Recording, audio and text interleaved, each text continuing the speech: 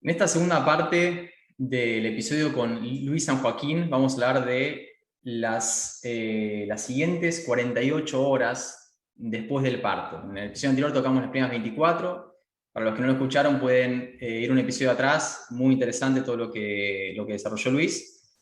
Y bueno, Luis, nada, también la introducción ya la hiciste. El que quiera escuchar un poquito más de la formación de Luis va al episodio anterior. Nos metemos ahora en lo que son las adopciones y nodrizajes. El por qué ya lo explicaste un poquito. Me interesa saber qué tipo de transferencia hacemos en función de la prolificidad. Hay personas dentro de la audiencia que de repente trabajan con una genética que les alcanza el número de tetas para la cantidad de lechones nacidos vivos, y hay otros que no, hay otros que se encuentran más como la situación en la mayoría de las granjas en Europa, donde hay más lechones que tetas. Al final nuestro objetivo, Leandro, es incorporar el mayor número de lechones posible en la cerda. Y cada vez estamos incorporando más lechones en la cerda por varias razones. Y una es porque nuestro objetivo es no hacer nodrizas. Porque todo lechón proveniente de nodriza, y luego lo hablaremos, nos va a costar más dinero.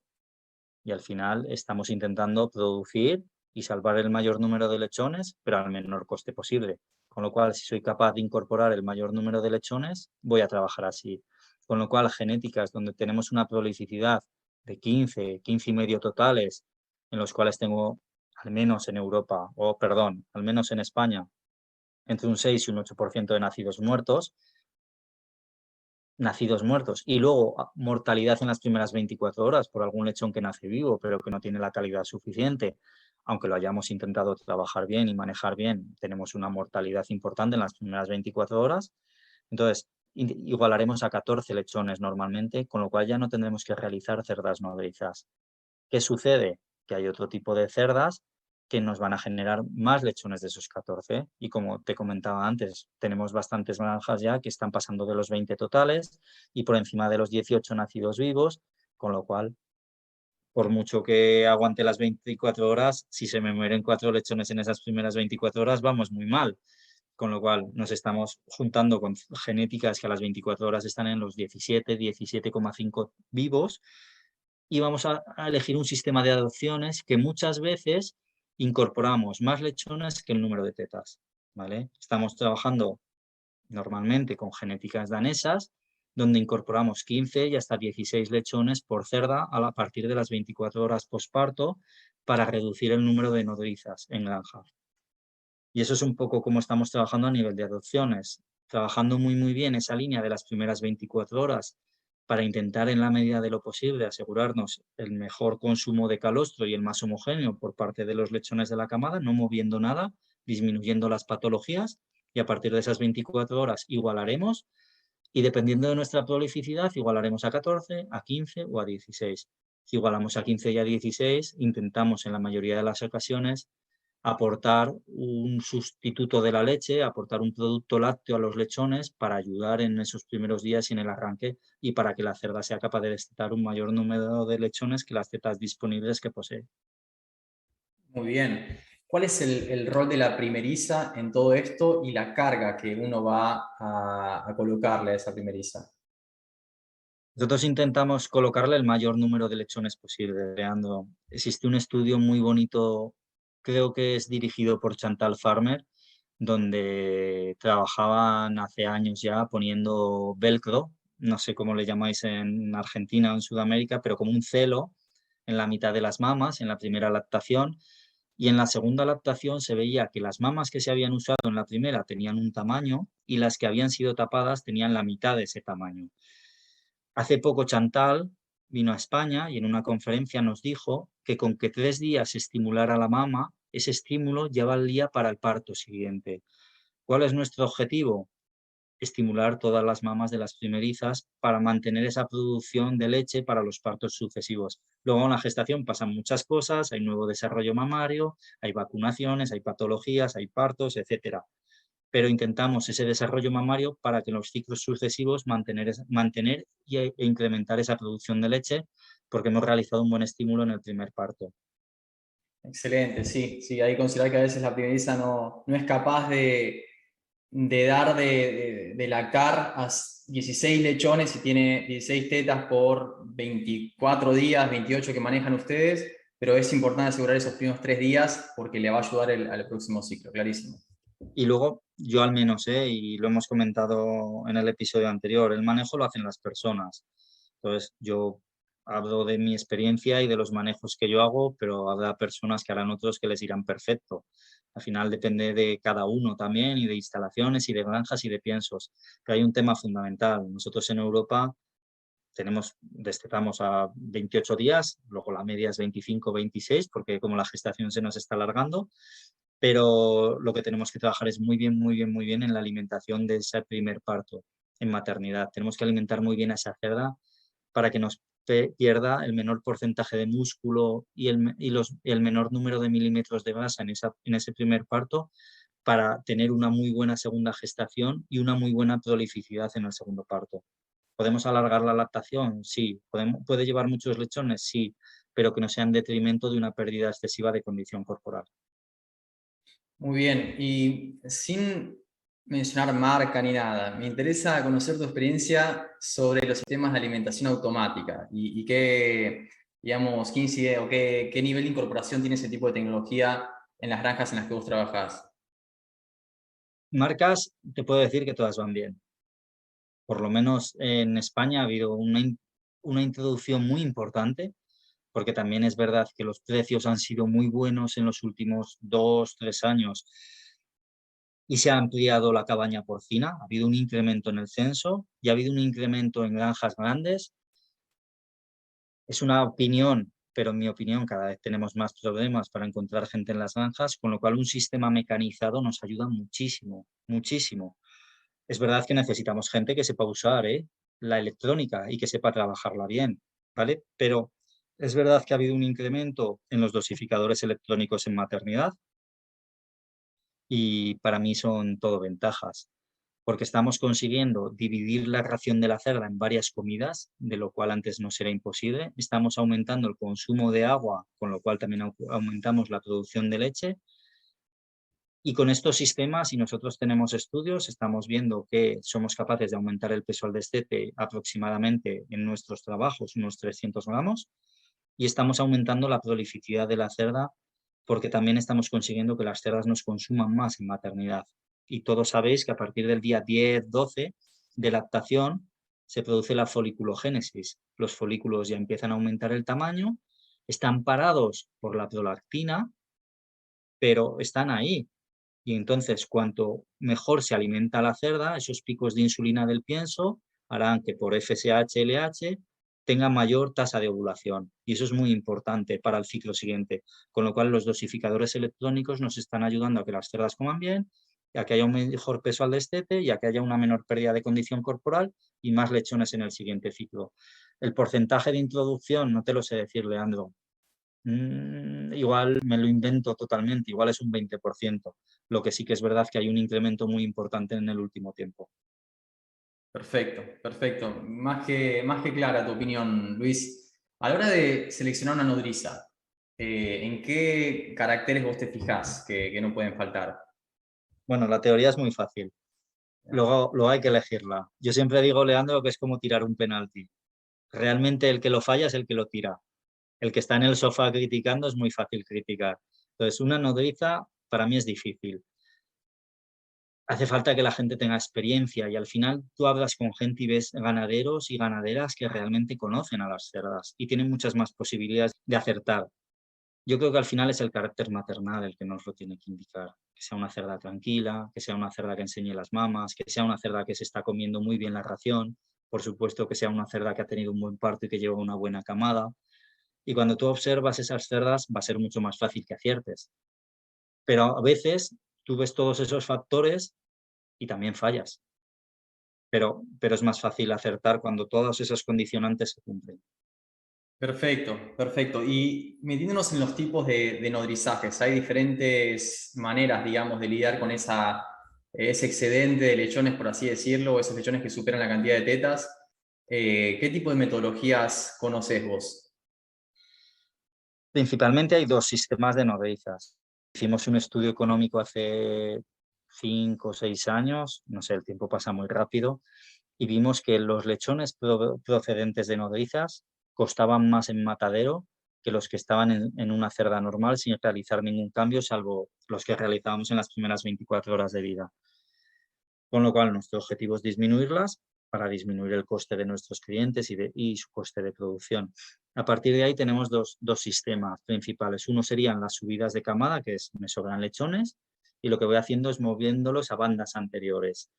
¿Qué sucede?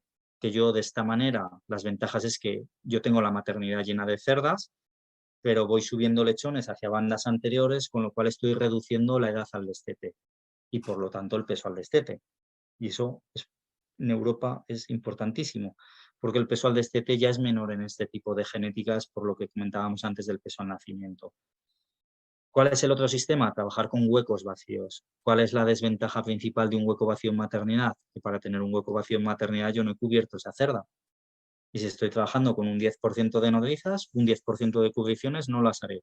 Si estoy trabajando con un 15% de cubriciones no las haré, porque necesito esos huecos para bajar las cerdas. ¿Cuál es la ventaja? Que yo aumento la lactación de la cerda y eso es una desventaja, que tengo un hueco y es una desventaja, pero bajo la cerda. Entonces, como bajo la cerda, no penalizo la edad al destete del lechón y el peso del lechón al destete es superior al de las subidas de camada. Y en un momento tan importante para nosotros como es la retirada del óxido de zinc, tenemos que tener muchísimo cuidado con los lechones destetados a una edad muy baja y lechones que no han consumido pienso en la fase de maternidad. Muy bien. Está difícil, imagino que dependerá mucho entonces de la situación de cada sistema de producción o que convenga, ¿no? En función de los desafíos, si es bajar la edad del destete, si es bajar la cuota de monta, pero es algo seguro analizar. Sí, se están haciendo sistemas nuevos de destetes precoces, pero en unas condiciones óptimas y perfectas para el lechón, para intentar reducir el número de cerdas nodrizas. Y de esta manera, cerdas que en 28 días de lactación nos hacen 2 camadas de 14. Y es un sistema que muy bien diseñado, no se puede hacer en cualquier sitio ni con cualquier condición, porque al final es un lechón muy precoz, pero muy bien cuidado, muy bien alimentado y sobre todo con calor, porque lo que necesita es temperatura, nos permite reducir el número de nodrizas y sería un sistema alternativo a los dos que te he comentado anteriormente, Leandro. Muy bien. ¿Y desde lo económico, ves algún tipo de diferencia en hacer uno u otro? Sí, económico es lo que te decía antes. Nosotros intentamos, porque hace años una compañera hizo su trabajo de máster y era el estudio económico de los manejos en maternidad. Y era llevado al matadero, al cerdo de engorde. ¿Por qué? Porque al final todo el mundo, bueno, todo el mundo tampoco, pero granjas a las que íbamos nos preguntaban, ¿y cuál es el mejor sistema? Y no lo sabíamos realmente. Entonces, Elena, la compañera, hizo el trabajo de máster, estuvo el año con ellos, intentamos medir todas las variables que formaban parte de eso y comparamos 4 grupos. Uno con leche, introduciendo 15 lechones, otro normal con 14 y otro los 2 sistemas de nodrizas que comentábamos ahora, las subidas y los huecos. Lo hicimos con 1.600 lechones, 400 por grupo, pesamos 5 veces a lo largo de su vida los lechones, intentamos tener en cuenta todas las variables que se nos pasaron por la cabeza, que espero que fueran todas, y lo que vimos es que de los dos sistemas, el mejor sistema económico cuando esos animales iban a matadero era la leche, porque era lo que nos daba más peso al destete, y ese peso al destete ya era mucho mejor en fase 2 y en fase 3, en transición y en engorde. Segundo mejor manejo era el control, cuando dejábamos los 14 lechones en la cerda. Y de los dos sistemas de nodrizas, que eran los más caros, en nuestro estudio y en nuestras condiciones de aquella empresa, era más económico por 2 céntimos de euro, no sé, pero 2 céntimos de euro por kilo, el mejor sistema de nodrizaje era trabajar con huecos. Porque nosotros con huecos destetábamos a 6,6 kilos y en las subidas de camada destetábamos a 5,6. Dejar un hueco es caro, pero a la larga se nos comportaba mejor económicamente esos lechones en 2 céntimos de euro en kilo a la edad de matadero. Muy bien, muy bien, sí. Hace algunos episodios atrás hablaba con el doctor César Corso sobre PIRS y mencionaba que algunos de los estudios en los que estaban trabajando hablaba sobre la relación o, digamos, los desafíos que hay cuando manejas con este tipo de genéticas y haces este nodrizaje. O sea, cada nodriza es un riesgo, vos lo dijiste, hay que minimizar al máximo posible la cantidad de nodrizas, pero me interesa dar tu opinión ¿Cómo manejás un brote de Pierce en una granja hiperprolífica? A ver, yo un brote de Pierce agudo, Leandro, yo no muevo nada. A ver, hablaste con César Corzo, yo qué voy a decir de Pierce que no sepa César, ¿no?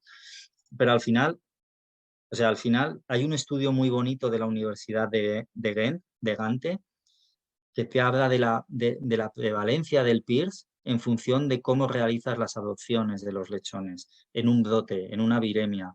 Si tú no mueves lechones, te hablo de memoria, que yo a veces, pero sí, porque no me he preparado nada de Pierce, pero en este trabajo, si tú no movías lechones, juraría que la prevalencia era el 12% y a final de maternidad era el 19%, sin realizar ningún movimiento, pero si tú movías esos lechones infectados, de ese 12% pasabas al 100%. Por lo cual, lo que te ha dicho César, aparte que él es un investigador y sabe 100 veces más que yo de esto, es que es así. Es que tú cuando mueves, mueves la enfermedad. Entonces, si tienes una enfermedad y no quieres moverla, no muevas lechones. Y si ya tienes la viremia al parto, no muevas lechones ni a las 24 horas en un brote agudo. Innegociable, ¿no? Para mí sí. Perfecto, perfecto, Luis. ¿Algún comentario final que quieras dejar para cerrar el episodio, consejo, recomendación que tengas? Bueno, me ha gustado muchísimo tu frase, Leandro, que la dijiste al empezar el capítulo anterior, que tiene muchas ventajas, pero nos plantean desafíos. Y no me la tomo como mía porque es tuya, pero la usaré alguna vez, si me dejas. Porque me ha gustado mucho, porque es una cerda que cuando funciona muy bien, a todos nos encanta. Nosotros tenemos granjas que están ahí, nos quedan 3 meses, pero están ahí en el número de 40. Y para todos es un orgullo cuando eso se trabaja bien y cuando todo funciona bien. Pero es verdad que requiere unos desafíos y esos desafíos la gente tiene que estar muy involucrada, tiene que trabajar muy bien. Tenemos que tener en cuenta muchos factores e intentar atarlos en corto, porque no paren 12 lechones ni 13 de kilo y medio. Tenemos 20 lechones de kilo 200, de kilo 300 de media en función del ciclo y con una variabilidad enorme.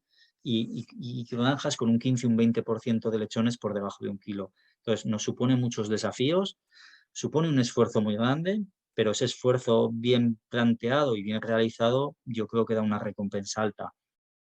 Pero es verdad también, y es una opinión muy personal, que no todos los sitios ni todas las personas están preparados para este desafío. Entonces, tampoco pasa nada, ¿eh? El que pueda subirse a este desafío, porque estas cerdas han venido para quedarse. El que se pueda subir a este desafío, perfecto, y el que no, tendrá que trabajar con otro tipo de cerda que igual pare menos lechones, pero que económicamente le es más rentable y no pasa absolutamente nada. Luis, me gustó que muchas de tus respuestas a mis preguntas comenzaban con un depende.